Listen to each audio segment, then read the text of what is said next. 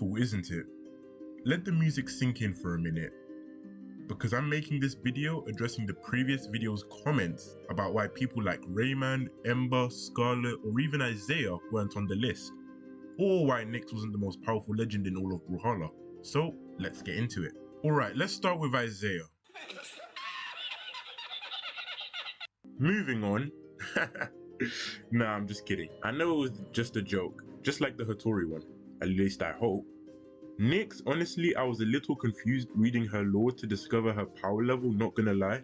Eventually, I just put her on the list because I knew people would be mad if I didn't. She's essentially the Grim Reaper of Brawlhalla, and eventually I found a comment stating more clearly what she even does. So thanks for that, ELysio.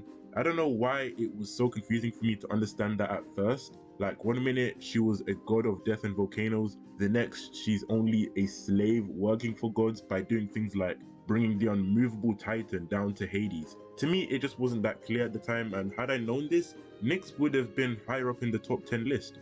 Anyway, moving on to Scarlet, I think only 2 people commented this, and surprisingly they didn't mention how a mere human with only lower level technology beat an over 1,000-year-old god, and not just any god, Thor Odinson.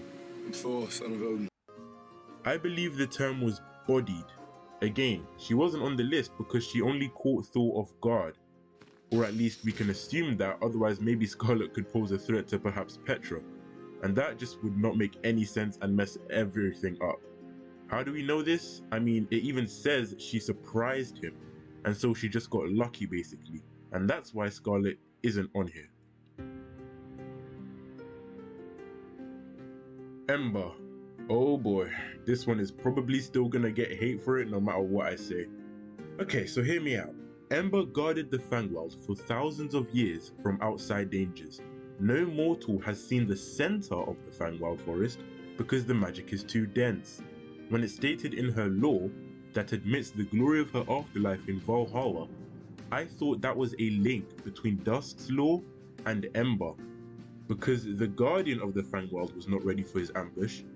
Looking back at it now, I'd say that because this said the guardian of the Fangworld and not the daughter of the Fangworld, this is a link between Dusk and the new upcoming Fangworld legend in Brawlhalla. And for that, I'm sorry, Pluto. But then you go on to say that she beat the Primordials? What? Like, bro, I can understand how Nash beat them. He was pretty much powerful at that time. For his time. He was there before them. But how did Ember land in Brawlhalla? She had to have either died in battle like Sir Roland, or lived. But if she lived, why go to Brawlhalla? Or offered a place there by Valkyrie?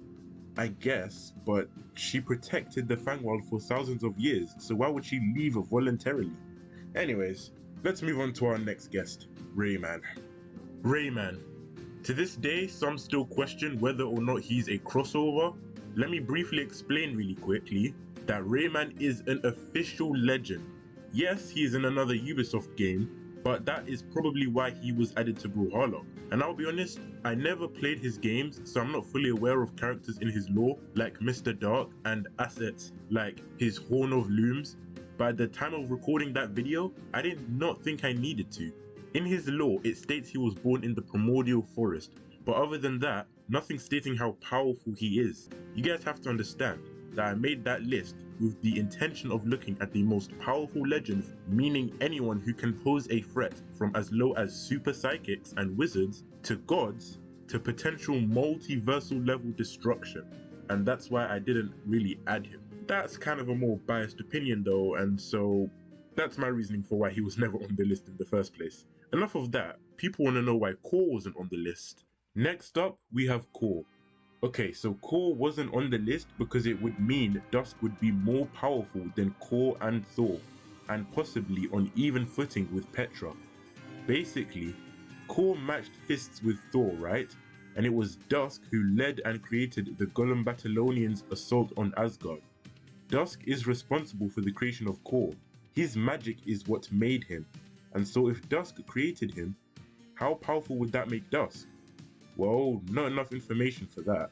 However, I put Thor on the list instead of Core because Petra had orb sparring matches with Thor, which did draw huge crowds and property damage. Did Kor battle Petra and live to tell the tale? We don't know. And since Dusk lost the battle against Asgard with his elven empire, we could assume Dusk had to have for certain encountered Thor in battle, therefore Dusk had to be weaker than Thor to lose in battle. Dusk cannot be powerful enough to create something more powerful than himself. So there you have it. That's my reasoning for why Kor isn't on the list. Bodvar busts down the gates and let himself into Valhalla and single-handedly ended the giant wars. For those reasons alone, I'm very confused as to why I didn't add him to the honorable mentions, as the only way to enter Valhalla is to die in battle according to the laws of Norse mythology. Unless you're Orion, that is, of course. You can just enter and leave whenever you want. So I'm ashamed to not put this guy on the honorable mentions, but definitely not the top 10. If anyone is still lost about anything, please feel free to discuss in the comment section down below. Leave a like on the video if you enjoyed, and I'll catch you next time.